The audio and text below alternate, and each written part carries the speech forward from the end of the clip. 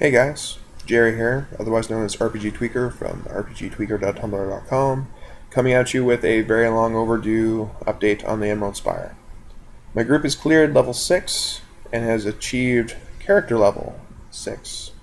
So, the party has, with great difficulty, cleared, as I just said, level 6. They have lost 3 characters along the way, just recently. The party paladin fell to an automaton's blade due to a very unlucky critical hit that was confirmed. Save versus death, and failed to save by 2 points. The end. So he got to make a new character. He was a little disappointed because he's had this character from the beginning, but he is doing really well with the new character, and I think he's enjoying the new choices and the new opportunities.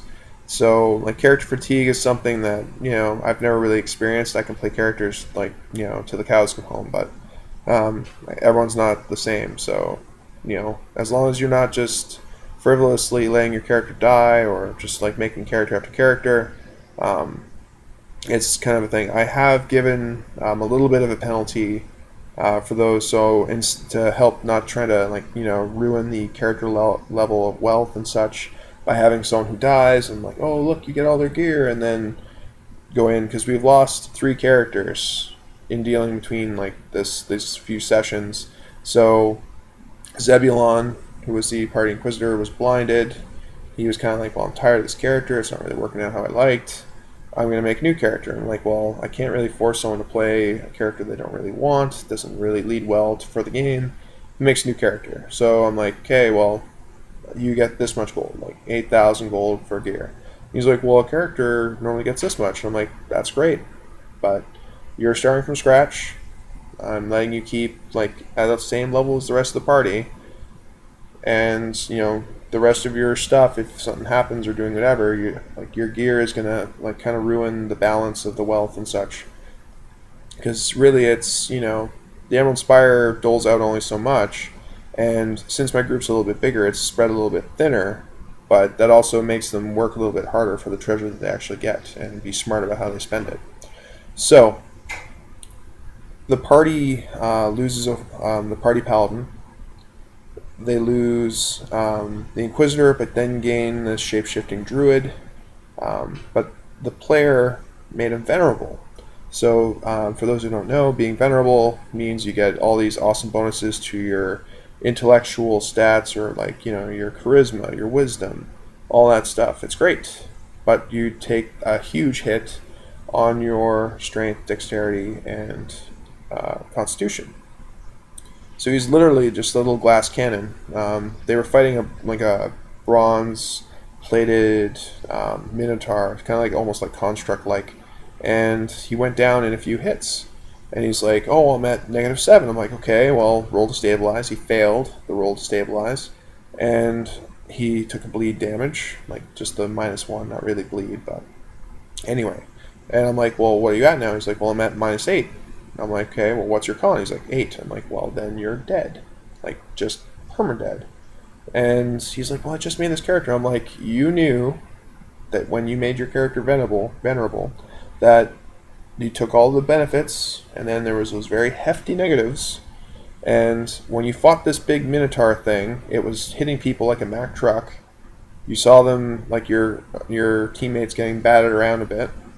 It was quite the battle, and you went toe-to-toe with it.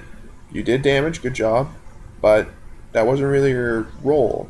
Play it however you want to play it, that's fine, but don't come to me when your glass cannon breaks because you stepped in front of that Mack truck. So, just a thing. So anyway, the party then gets to where Clarkosh is. Clarkosh being the big bad from level 6. So, his room, his main workshop, has these 2 traps, spiral things. I won't get into it because of spoilers, but basically my party thought of some cool ways to get around it and stuff. I kind of fudged a few things, and that sounds cool, that'll work. And they used it to their advantage, and they were smart about it. So anyway, Clarkosh opens up with a stinking cloud, and laying out some spells and some damage. He has one partially assembled golem come help him, so I made the fight hard without being ridiculous. The party was having trouble in the stinking cloud, let alone being nauseated, not being able to do much. and also not being able to see and fight. So the party kind of got stuck trying to beat Klarkosh, who kind of pinned himself in a corner and used his automaton to kind of save him from getting hit and doing all this stuff. But long story short, the party finally managed to take the automaton down. They get Klarkosh out. Klarkosh gets fighting, and then he's down. He's been tripped by the new monk, who is the new character taking over for the druid who was downed. And then what happens is they're like, okay, well the party's gonna there's our new rogue, which was taken over for the party paladin who died versus the save, and they're like, oh, we're kicking his ass. It's great. And then the new character, which is the sorcerer oracle build, who's Gideon, and he was the new character for the witch that died in previous floor, floor 3. Anyway, he the fight was basically said and done. He was prone. They were wailing on him. He's like, well, I'm going to grapple him and I'm going to throw him over here. He has this thing where he moves him and takes him and Klarkosh over to where these trap pillar things are, lands on it, and to activate it, because Klarkosh had it where him and his minions wouldn't activate the traps, etc. But because Gideon was there, it activates the traps. It hurts them both. The party doesn't really know that he has stone skin on, so he accepts most of it, and the traps send him to the other side. Now Gideon is not in as good a shape, so he gets he's prone and not doing so well. He's unconscious, and he gets coup de grace by Klarkosh. Klarkosh stabs him. We do the crit and all the stuff and the damage, and he's hurt. The party's trying to get to him and deal with him, and they try and get by the trap. They fail, or they're too far away, or something happens. So Klarkosh stabs him again, and so now he's like, "Oh yeah, no, I'm fine. I got tons of constitution, etc." He just doesn't care about his characters. It seems to put all these work into it, and then his character dies, and he's just like, "Oh well." I'm like, put some passion into it, put some work into it. Have someone that you can make some connections with your group.